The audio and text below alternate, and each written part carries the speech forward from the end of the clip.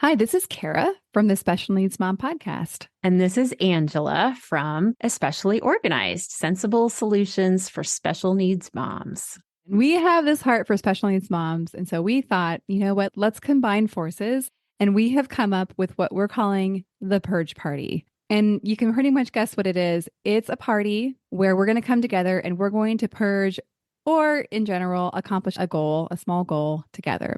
So we have set this for January 27th, starting at 8 o'clock for my Pacific Coast people, which means 11 o'clock for all of you on the East Coast. So this is an opportunity. If you have something on your to-do list that has just been stuck there and you are wanting to move it up on the list, you're wanting to tackle, maybe it's a space or an area of your home or a category in your home that has just needed a little time and attention. This is your opportunity for you to be online with us while you work and have access for us to help you answer your questions, help guide you, and just serve you for those 2 hours.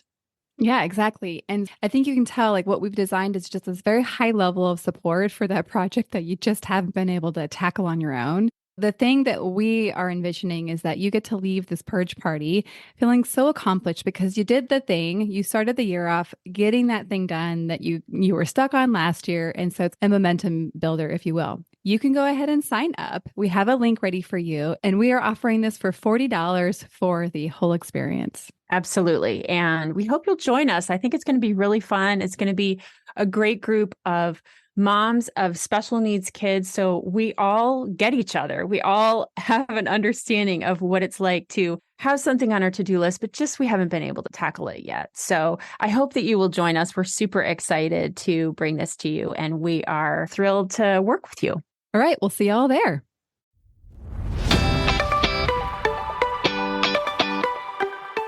Hi, I'm Kara, life coach, wife, and mom to 4 incredible and unique children.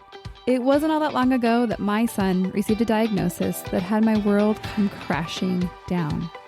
I lacked the ability to see past the circumstances, which felt impossible, and the dreams I once had for my life and family felt destroyed. Fast forward past many years of surviving and not at all thriving, and you'll see a mom who trusts that she can handle anything that comes her way and has access to the power and confidence that once felt so lacking. I created the Special Needs Mom podcast to create connection and community with moms who find themselves feeling trapped and with no one who really understands. My intention is to spark the flare of possibility in your own life and rekindle your ability to dream. This isn't a podcast about your special needs child. This is a podcast about you. If you are a mom who feels anxious, alone, or stuck, then you are in the right place. Welcome. Hello, and welcome back to the Special Needs Mom podcast. It's so good to be with you again. Today, we're going to talk about anxiety and worry. Originally, I was just going to talk about worrying, but I felt like anxiety is so close cousin. I just feel like worry and anxiety, it's like a fish without water. So I added them together. And interestingly enough, I don't know if you've all heard the news that we have in our family as far as the medical updates around my son's needs. But to bring you into it, we learned that my son Levi has another brain tumor. And so we have upcoming surgery and kind of just a lot of uncertainty when it comes to the future of his care. A lot of good options and a path forward, but just the nature of the beast of life in general is there's a lot of uncertainty, and these uncertainties feel a little bit more scary than others. So interestingly enough, like I mentioned, I had this topic pre-planned prior to this news, but I thought so fitting for right now. And for me, preparing this episode for you was very helpful for me. So thank you. Let's talk a little bit about what is anxiety and worry. And we're going to go in the episode a little bit more about kind of how you experience it. But let's start with giving Actually, I want you read two quotes from one of my favorite authors, Gay Hendricks, that help frame the conversation around this episode on worry and anxiety. So I'm going to read them. The first one is, and I paraphrase it, I added a little bit to have it apply to us. So, worrying is usually a sign that we're upper limiting, or I modified this to say, or keeping ourselves in a safe and familiar place. It is usually not a sign that we're thinking about something useful.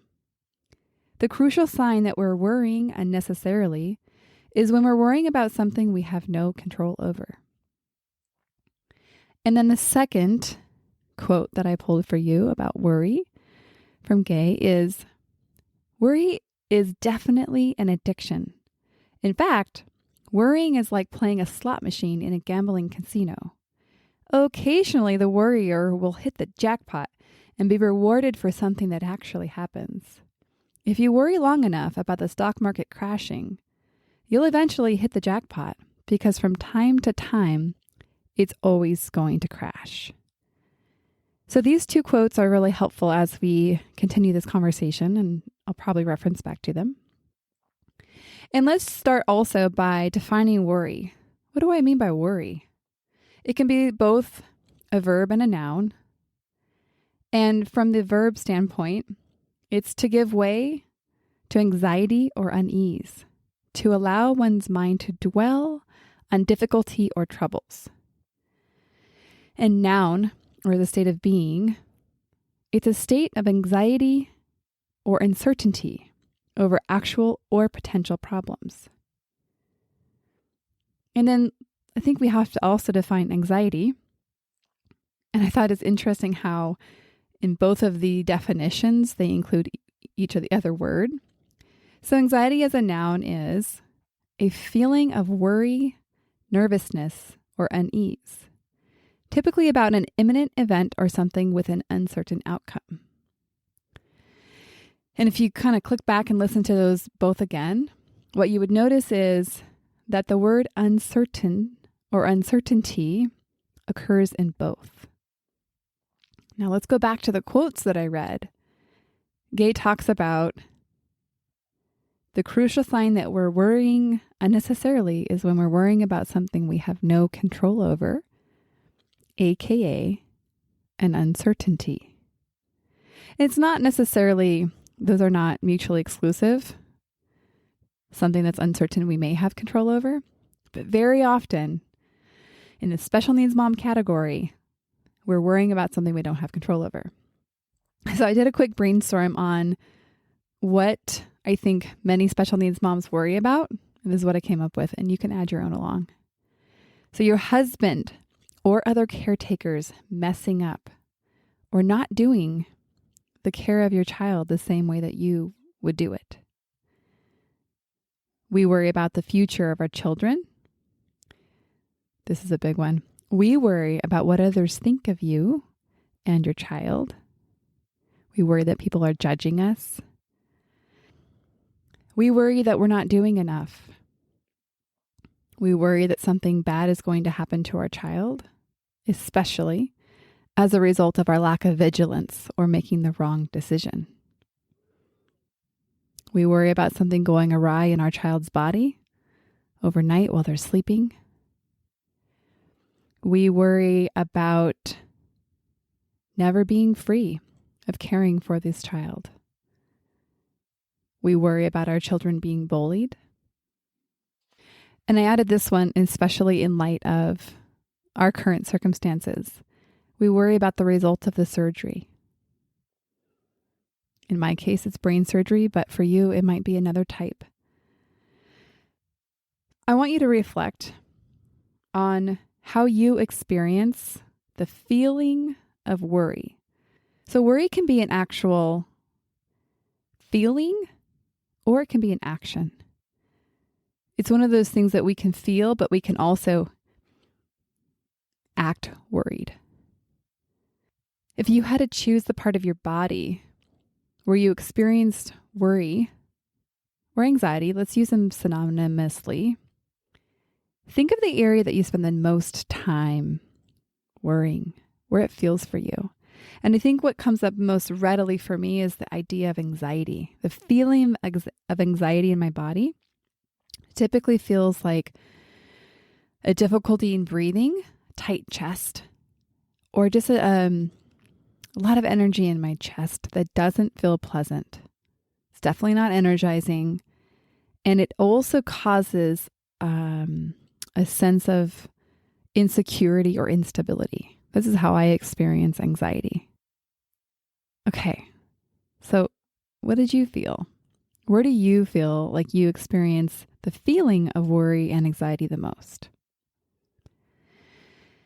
Because worry and anxiety are both a feeling and action, there's this feedback loop relationship. When you feel worried, you're going to go do things or not do things that then you use as more fuel to have more thoughts and feelings and more actions, and then so on. An example of this is, I'm going to use myself as an example. The neutral circumstance is that my child has a new diagnosis, a brain tumor. My thought is, this is bad. This means more problems. I want to be clear that I have no idea what it means. All I know that it means is he has to have surgery. I have no idea from a certainty standpoint if he's going to be 100% fine, okay, that's a possibility. If he's going to be 100% okay afterwards, that's 100% possible. Or if he's going to have a long list of new diagnoses afterwards, it's also possible, right? So this is an uncertain situation. Okay, so I feel anxious. That's a feeling that I have when I think this is bad, this means more problems. And so then when I'm in this anxious state, I'm going to go find, like my attempt is to go find certainty. And so this looks like posting in a Facebook group, getting other people's opinions, trying to research the possibilities, what can happen with the surgery that he has, receive mixed answers, and really kind of conclude this is bad. Okay, so from those actions, then I use it as evidence to think my son could end up with more problems. So then how do I feel? I feel worried. I worry about the future. I think, what if? And then I could have a long list of what ifs. I think more and more about the problems. And I try to find peace in the answers. And remember what I just said. The answers are, it's 100% possible. It could be super easy, and it's 100% possible that it could be full of problems. So there's really no peace in those answers. The peace is how I'm going to think about the possibility. And so you can see how if we maintain this state of being, this worry and anxiety, we can spin ourselves deeper and deeper into worry and anxiety. It's almost like it's what is it, like a hurricane, right? It's like or a fire. In my area, we do fires, where it's like they start to be self-propelled and like create their own climate. And so I think worry and anxiety are very much like this. If we start going down the worry and anxiety trail, it really never ends. And so I want to highlight some ways that you may act when you are worried, when you're feeling worry, so that you can notice and actually put some words to what you're doing and what you're feeling in service of creating some awareness. Okay, so this is what I see myself and other moms do when they are worried. Over-research. Try to find answers from the spirit of fixing or healing. Now, I want to make sure I point out, I'm going to probably point it out again, just to make sure you don't miss the point here. None of these actions in and of themselves are bad or right or wrong. And neither of them they're not good either. They don't mean anything. They're just things that you do. And you can decide if you like them or not. And also, I'm going to mention it later, but the being that you bring to it, if you're coming from a place of worry and doing these things, you're going to produce a different result than if you're coming from a different place, maybe from a place of curiosity.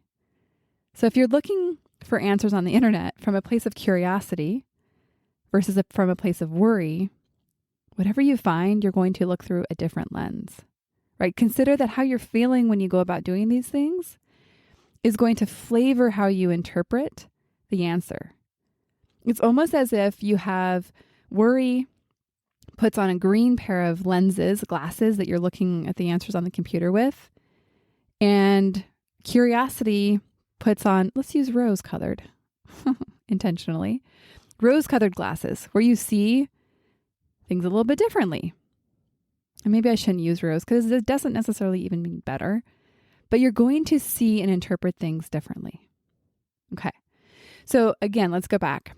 What do you act like when you're feeling worried? Well, you may over-research, try to find answers to fix. You're going to find a lot of different ways that you try to control. You're going to not allow other people to help. You're going to think, I am the only one that can do this properly. You're going to try many different variations of try to control the uncontrollable, which then will probably also create opportunities for you to be really, really tired. Because when we're trying to control the uncontrollable, what happens is that our brain continues to spin to try to answer a question that is unanswerable. It's trying to find what your brain's doing when it's spinning and trying to control the uncontrollable is it's looking for a way that it can predict what's going to happen. That's what makes our brain feel like, yeah, we got this. And when it doesn't have enough data to accurately predict, it makes up stuff based on what happened in the past or based on what it can see as possible. And usually it's not necessarily right. And usually it is going to predict a more exaggerated, scary thing that could happen than what really will happen. So I want let's use the example I shared last week of the MRI and result. So my son has annual scans, MRI scans to see if he does have a recurrent brain tumor. So from the time that he has the scan to when we normally get the results of a clean scan, it's anywhere from 2, 3, 4 days. It's varied, obviously. And so preparing for the scan, doing the scan, the thought would come up into my mind, oh my gosh, what if he has a brain tumor? Another one. I would acknowledge it. Like, okay, that is a possibility. But I was able to effectively release it and to allow myself not to focus on that thought. Why? Because I'm able to recognize I have zero control over if he does or he doesn't. All I can do is scan. All we can do is wait. And does that make waiting easy? Not necessarily, but at least I'm not spending my energy trying to control the outcome of something I don't have control over, which would be the result of his MRI. And I'll go into this at the end, but what I do is I trust that if and when I receive the news, that I'll be able to handle it. Again, did it make it feel good when I got the news? Heck no. But like I trusted, I've got what it takes. And when I don't, I'm going to call in my army behind me. I don't have to do it on my own. I don't have to rely on my own strength, right? So these are things that I use to relinquish, is that the right word? The worry, and to choose other options. Okay, other things you might do is, I think I mentioned this, spin in thoughts. And then you're like, why am I so overwhelmed all the time? Well, it's likely because you're trying to solve unanswerable questions. You might not sleep because you're consumed with these thoughts. And something else that happens is that you get mad at other people because they're not doing what you think they should, like worrying like you are. This comes up a lot in complaints that moms have about their spouses or the fathers of their children, that because you're worrying and you feel like that's what you do, You may not even think it's the better thing to do. It's just what you do. And then you watch your spouse not worry. It feels like they're not jumping on your train. They're not coming along with you, and you want them to be with you. You feel like they're not supporting you. And so notice if you're upset that your spouse is not doing what you think they should be doing in terms of worrying and research and controlling. Consider that this is likely fueled because you think it's right what you're doing based on your worrying. What do you think in quotes, you are accomplishing by worrying? So oftentimes in coaching, we look at some things we're doing and we recognize them as like not valuable and not helpful. But then we kind of ask ourselves like, well, what is the payoff? Like, why do I continue to do that even though I know that it's not helpful? There's always a payoff in everything that we do. And so my guess is that you think that through worrying, it's you being thorough, it's being responsible, and it's like being the ultimate provider. And you may not have these conscious thoughts, but if you look at your actions that you take from worry, I think you're going to be like, yeah, I'm supposed to be like that. Like that's how I have to be. If I don't be that way, then enter scary thing happening here. Okay. So again, you have a sense of safety.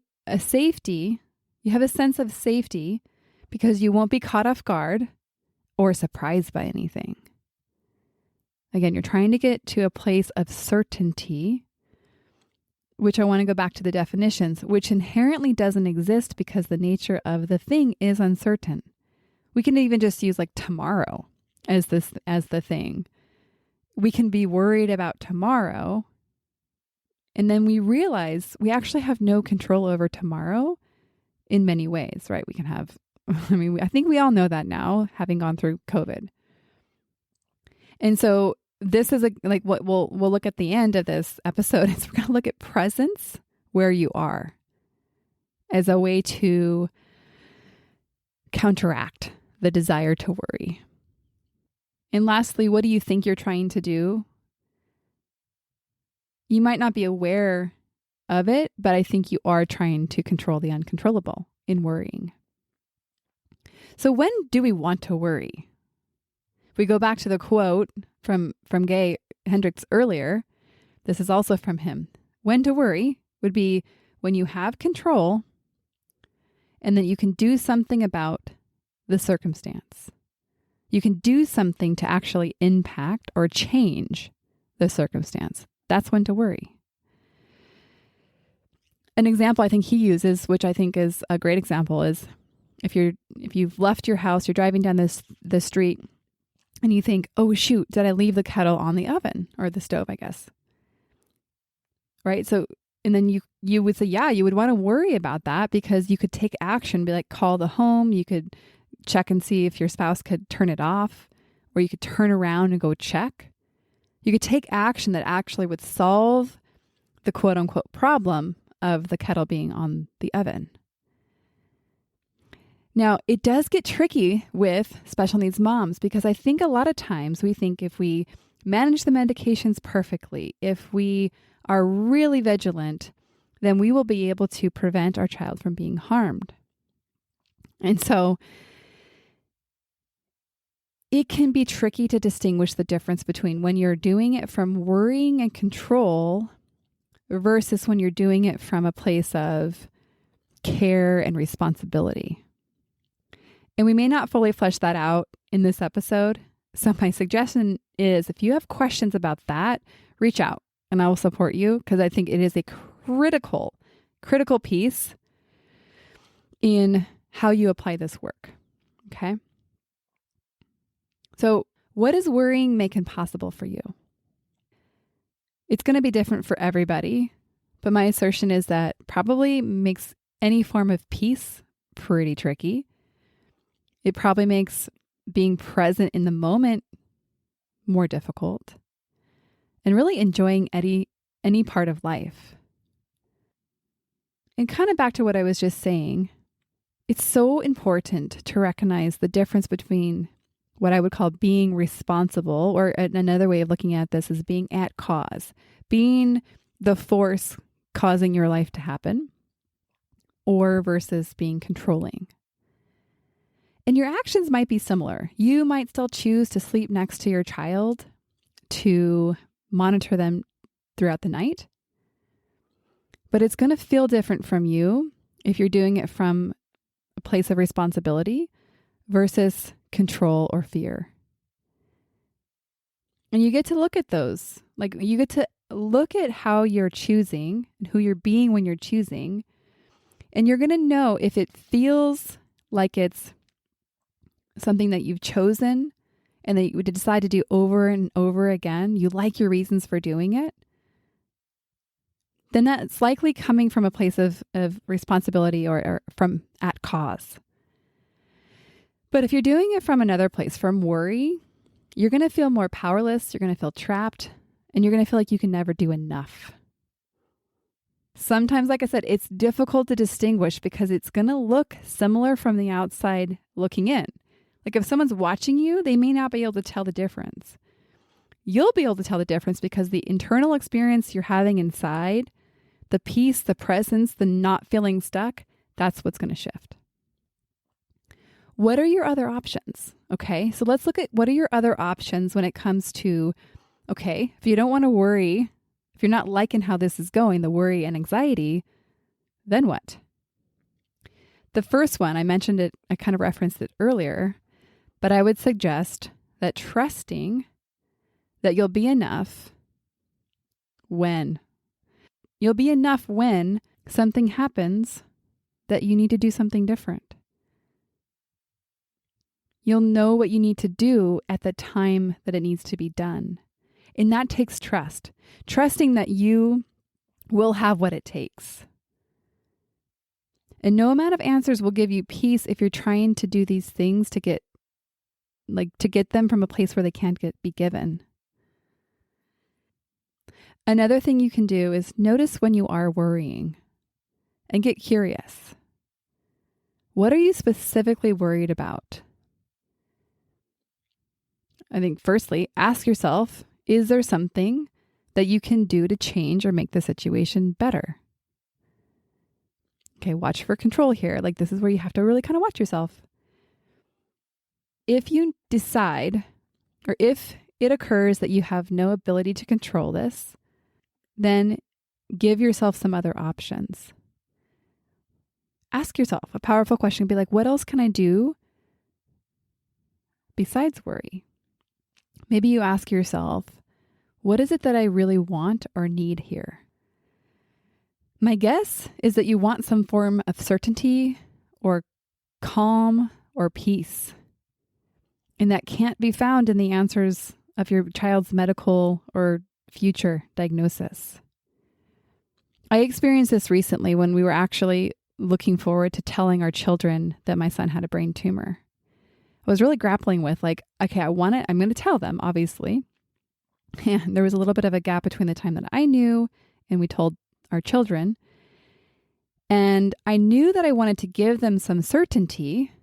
I wanted to not just be like, here, and explode their little lives.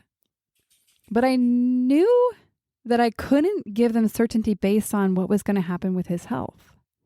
I just don't have that to give. And so what I was able to do is realize that what I could be certain of is that we would all be here for each other, that we would get the support that we needed, and that no matter what happened, none of us would be alone. I felt like, okay, I can be certain that I will do whatever it takes, and I have the power to do that. I have the agency to make sure that we not maybe physically are together, but they are given what they need in terms of support and care. And so for me, that's where I find my peace, because it's just not available. I can't ask something of the future that it's just not able to give. Okay, so lastly, and I again kind of referenced it earlier, one of your other options is to be present now. Allow everything to be okay just as it is. Stop trying to fix the problem in an effort to find the land of being okay. I was just talking to an amazing mom this morning. I think what I helped her realize is that there's not this place we get to go where everything's going to be okay. Where like the blows stop coming and magically everything is going to be all better. Likely, if we look at what's happened and we kind of predict the future, like they're going to keep coming. So I realize that this part can be a very high gradient that I'm asking a lot of you guys because the things that you're facing in many cases are life-threatening or life-critical to your child. And so hear me when I say, I don't say this like flippantly or like I don't get the gravity of it because I'm right there with you. But it is possible to be present even with the reality that your child may be harmed or may die. And that part of being able to be present is accepting and not resisting that reality.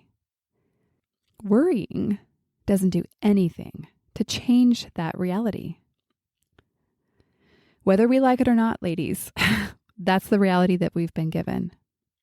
And so don't let it rob you of being able to be close and present and connected and enjoy your child now just as they are, with the same conditions that they have today, not knowing if they're going to change or not. Okay, well, I think that is going to conclude this conversation, but I'm willing to promise that there's going to be more conversations coming up in the future of this podcast on the topic. So what I would love actually is if you felt like, oh, there's like a part that you kind of get, you feel stuck at, you feel like, how dare she say that? I would love to hear from you so that I can continue to support you right where you need it. I'll record an episode for you. Some of my clients, I'm like, hey, I recorded a podcast episode for you. And it's so fun to be able to really like direct the conversations we're having here based on real conversations. So don't be a stranger. Go ahead and reach out.